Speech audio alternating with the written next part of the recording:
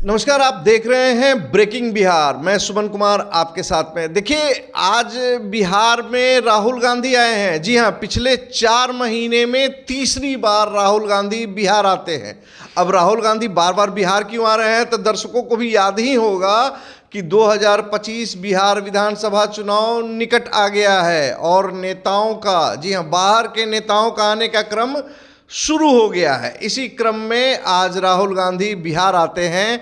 बिहार में जाते कहाँ हैं? लेनिनग्राद। जी हाँ, बेगूसराय, लेनिनग्राद की धरती जिसको कहा जाता था, वहाँ पर उनका कार्यक्रम लगता है। पद यात्रा करते हैं। हालांकि कार्यक्रम तो काफ़ी लंबा चौड़ा लगा, लेकिन 24 मिनट की पद यात्रा करते हैं। 1 किलोमीटर लगभग अपने कार्यकर्ताओं के साथ घूमते हैं। कन्हैया भी साथ में हैं। कई और कार्यक्रम भी करना था, लेकिन उन कार्यक्रमों को राहुल गांधी नहीं कर पाते हैं। इन तमाम मुद्दों पर बात करने के लिए हमारे साथ जदयू के प्रवक्ता हेमराज जी हैं। हेमराज जी, धरती डोल रही है, राहुल गांधी बिहार आ गए हैं, क्या लगता है, क्या क्या होगा? सबसे पहले तो वो लोग अपनी महागठबंधन को ठीक कर ले। महागठबंधन में अपना डफली, अपना राग अलग अलग आ रहे हैं। जितने भी महागठबंधन के घटक दल हैं, सबके नेता अपना अलग अलग बयान दे रहे हैं। सब कहते हैं कि हम बढ़ चढ़ करके हिस्सा लेंगे, हमको इतना सीट चाहिए, हमको इतना सीट चाहिए। ये सौदा उनका तय नहीं हो पा रहा है। आपका सौदा तय है? मेरा सौदा बिल्कुल तय है। हम लोगों को एनडीए गठबंधन में सीटों के तालमेल को लेकर कहीं कोई झंझट नहीं होती और आसानी से इस मामलों को सुलझा लिए जाते हैं। मतलब सुलझा आपके यहाँ भी नहीं है? कौन है सुलझा लिए जाते हैं? अरे हमारे यहाँ तो सब कुछ ठीक है, कहीं कोई उसमें भिन्नता की बात नहीं है। न मत भिन्नता है और न किसी तरह का कोई जो है विवाद है। एनडीए गठबंधन एकजुट है और एकजुट होकर के 25 का चुनाव लड़ेगा। बाकी सवाल जो उठता है कि महागठबंधन का, तो हमेशा सीटों के तालमेल को लेकर के सिर्फ उटौल होते रहता है। अभी आप देख लीजिए, मुकेश सहनी कुछ और बोल रहे हैं, कांग्रेस कुछ और बोल रहे हैं। अरे भाई, रिवॉल्वर का लाइसेंस चाहिए तो तोप का विज्ञापन देंगे, कागज की तोप का लाइसेंस चाहिए तब ना रिवॉल्वर का मिलेगा। अभी तो कांग्रेस के प्रभारी आए, बोले कि हम अब महागठबंधन में बी टीम नहीं, अब हम ए टीम हैं। वो कहे कि हम ए टीम बन के काम करेंगे। और सच्चाई यही है कि आरजेडी जो है कांग्रेस को जेड टीम भी समझने के लिए तैयार। आपके यहाँ ए टीम कौन है, बी टीम कौन है? हमारे यहाँ तो एनडीए गठबंधन का मतलब नीतीश कुमार है। नीतीश मतलब ए टीम कौन है? जदयू की बी टीम? कि एनडीए गठबंधन का मतलब नीतीश कुमार। नीतीश कुमार एनडीए के नेता है बिहार में।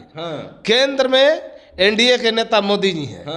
तो बिहार की जब बात करेंगे तो बिहार में मजबूत नेतृत्व नीतीश कुमार जी का एनडीए को मिल रहा है और सरकार में है, तो हर क्षेत्रों में बढ़ चढ़ करके मजबूती से काम हो रहा है। सारी पार्टियां अपने अपने हिसाब से बात करती हैं। हालांकि वीआईपी के मुकेश सहनी ने कहा है कि हमको भी 60 सीट चाहिए। कांग्रेस भी लगातार कर रही है कि हम केवल पिछली बार की तरह 70 सीटों की बात नहीं करेंगे, हमको जिताऊ सीट चाहिए। जो सीट महागठबंधन कभी जीतता नहीं है, 3-3, 4-4 बार से लगातार जो सीटों पर महागठबंधन हारते जा रही है, कांग्रेस को वैसी सीटें दे दिया जाता है। तो कांग्रेस ने वैसी सीटों को चिन्हित कर लिया है और आरजेडी और अन्य सहयोगियों से कह रहा है कि भाई उन सीटों का बंटवारा इस बार ठीक से होगा। तो भाई अपने अपने पक्ष की बात सभी कह रहे हैं, इसमें आप लोगों को इतनी आपत्ति क्यों है? देखिए, हमें कोई आपत्ति नहीं है। हम लोग भी उनके लिए कामना करते हैं, कांग्रेस के लिए, कि कांग्रेस अपने बलबूते अपने पैरों पर खड़ा होना चाहती है। तो निश्चित रूप से ऊपर के नेताओं का, कांग्रेस को जो बिहार में कांग्रेस नेता है, उनको ताकत मिले। और आपके पार्टी का मुख्यमंत्री है, आप अपने पैर पर खड़े नहीं हुए हैं, कांग्रेस को और अपने पैर पर खड़े हो। चूंकि लालू जी तो उनको जेड श्रेणी में भी रखना नहीं चाहते हैं, जेड टीम भी नहीं बनाना चाहते। आई कहते हैं कि हम ए टीम बन के काम करेंगे। अच्छा, छोड़िए इस सब बातों को। ये बताइए हेमराज जी कि कांग्रेस के राहुल गांधी आज बिहार में आते हैं, कितना प्रभाव पड़ेगा बिहार की वर्तमान राजनीति पर? इसके बारे में क्या लगता है? अच्छा, तो इससे पहले जितना बार राहुल गांधी जी आए हैं, पूरा एकदम हिमालय पहाड़ टूट गया है। अच्छा। इस बार भी आए हैं, लगता है कि जो है धरती फट जाएगी। ये आए हैं, अपना घूम रहे हैं, जैसे था बेगूसराय में उनके लिए। अभी तो कांग्रेस के आरजेडी के तेजस्वी जी उम्मीदवार खोज यात्रा पर निकले। तो अब कांग्रेस भी अब कह रही है कि हम अपने पैरों पर खड़ा होंगे, हम अब तेजस्वी को नेता नहीं मानेंगे बिहार में। तो कांग्रेस अपना नेतृत्व खड़ा करने के लिए, अपने पैरों पर खड़ा होने के लिए अपने आप को मजबूत होने के लिए घूम रहे हैं लोग। घूमे, इसमें एनडीए गठबंधन को क्या मतलब है? ये उनका निजी लोग मजबूत होंगे तो आप लोग कमजोर होंगे ना। देखिए एनडीए से बाहर हो जाएंगे। पहले तो वो लोग अपने आप को संभाल ले, लड़ने में और मुकाबला करने में अभी काफी दूर है। अच्छा, पहले तो स्थिति यह है कि पहले वो महागठबंधन को बचा ले। महागठबंधन में सिर फुटबल हो रहा है, सीटों को लेकर मारा मारी हो रहा है कि हम ही लड़ेंगे, जबकि सच्चाई ये है कि इस बार महागठबंधन विपक्ष के लायक भी नहीं रहेगा। महागठबंधन विपक्ष के लायक भी नहीं रहेगा। इतना ज्यादा विश्वास? बिल्कुल, चूंकि जनता का जो विश्वास और भरोसा नीतीश कुमार जी में अटूट है, और इसके वजह से महागठबंधन को लोग तजब्बो नहीं दे रहे हैं, तेजस्वी को तजब्बो नहीं दे रहे हैं। चूंकि क्यों देगा लोग तजब्बो? जो व्यक्ति बिहार की जनता की गाढ़ी कमाई, बिहार की संपत्ति को अपना संपत्ति बनाना चाहते हो, सत्ता का लाभ लेकर के अपने निजी संपत्ति को बढ़ाने का काम किया।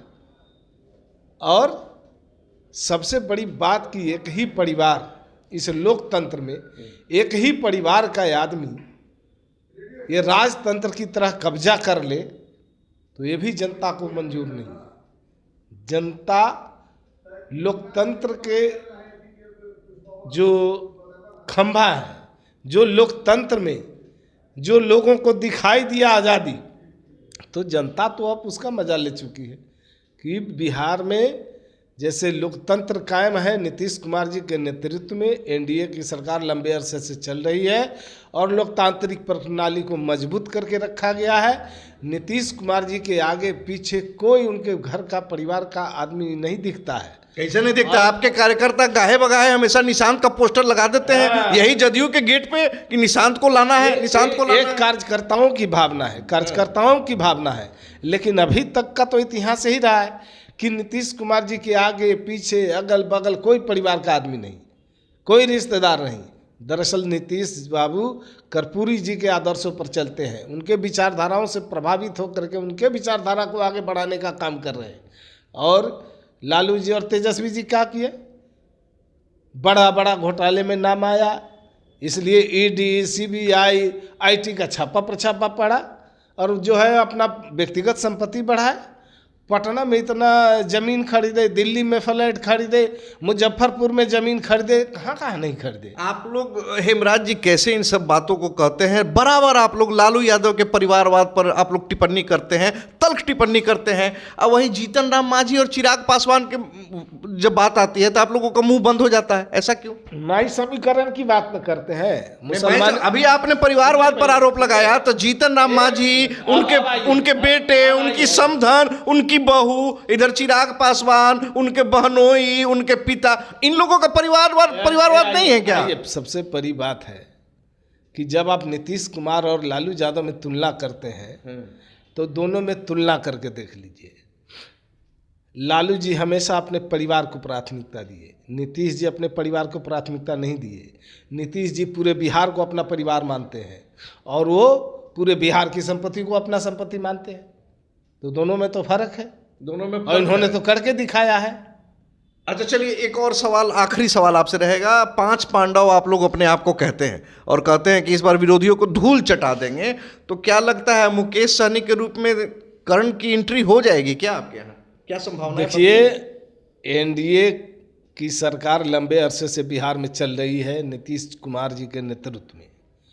25 का भी चुनाव नीतीश कुमार जी के नेतृत्व में लड़ने की पुरजोर तैयारी है, और 25 से 30 फिर से नीतीश, एक ही नारा है एनडीए का, और इसमें जो शामिल होना चाहते हैं शामिल हो सकते हैं। इसके लिए प्रतिबंध थोड़ी है। आप लोगों की तरफ से कोई प्रयास किया जा रहा है मुकेश? अरे इसके लिए तो हमारे एनडीए गठबंधन के शीर्षस्थ नेता हैं, वो मिलकर क्या तय मतलब वो आए करेंगे। तो कोई आपत्ति नहीं है। अरे इसके लिए हमारे शीर्षस्थ नेता हैं, वो लोग बैठकर अरे बात एक करेंगे। लाइन बोल दीजिए ना कि अगर मुकेश सहनी आए तो कोई आपत्ति नहीं अरे ना तो है। पार्टी में शामिल करना हटाना मेरा काम नहीं ना है, ये हमारे पार्टी के जो शीर्षस्थ लीडर हैं, एनडीए गठबंधन के जो शीर्षस्थ लीडर हैं, वो लोग बैठ करके तय करेंगे वो लोग कि बैठ के रखना तय है कि करेंगे। नहीं रखना है। देखिए लगातार हेमराज जी इस बात को कर रहे हैं। देखिए गाहे बगाहे बीच बीच में ये चर्चा होते रहती है कि मुकेश सहनी महागठबंधन में संतुष्ट नहीं है और भाजपा या एनडीए की तरफ से भी उन पर डोरे डाले जा रहे हैं और कहा जा रहा है कि आप हमारी तरफ आ सकते हैं। देखिए मुकेश सहनी जिस प्रकार से अपने समाज के एक बड़े नेता हैं और कहा भी जाता है कि उनके समाज की आबादी बिहार की राजनीति पर, बिहार की कई सारी विधानसभा सीटों पर, तकरीबन 30 से 40 विधानसभा सीटों पर सीधा प्रभाव डालती है। भाजपा एनडीए गठबंधन बिल्कुल ये चाहेगा कि ऐसी परिस्थिति में जब 2025 का बिहार विधानसभा चुनाव काफी रोचक होने वाला है, गठबंधन का हिस्सा बनते हैं तो शायद एनडीए का कुनबा और ज्यादा मजबूत हो जाए। और जिस प्रकार से एनडीए के नेताओं के द्वारा बार बार ये कहा जा रहा है कि इस बार का चुनाव ऐसा होगा कि तेजस्वी यादव को विपक्ष के नेता की भी हैसियत प्राप्त नहीं होगी। हम लोग 2010 में जिस प्रकार से विरोधियों का सुपड़ा साफ कर दिए थे, उसी तरीके से 2025 के चुनाव में भी हम लोग विरोधियों का सुपड़ा साफ कर देंगे। हालांकि इन नेताओं के दावों में कितनी सच्चाई है ये तो वक्त आने के बाद ही पता चलेगा।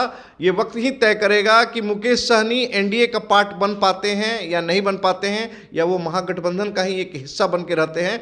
लेकिन जो भी प्रक्रियाएं अभी चल रही हैं, जिस प्रकार से बाहरी नेताओं का बिहार में आना जाना लगा हुआ है, आप मान के चले कि 2025 बिहार विधानसभा का चुनाव इस बार काफ़ी रोचक होने वाला है। और जातियों की राजनीति और बिहार के पुराने नेताओं जिनका अपने समाज पर जो कंट्रोल है, वो कंट्रोल कितना प्रभावी रह पाएगा, ये 2025 बिहार विधानसभा चुनाव में देखने का विषय होगा।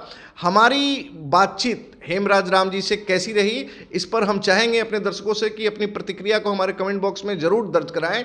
तब तक के लिए हमें दे इजाज़त, नमस्कार।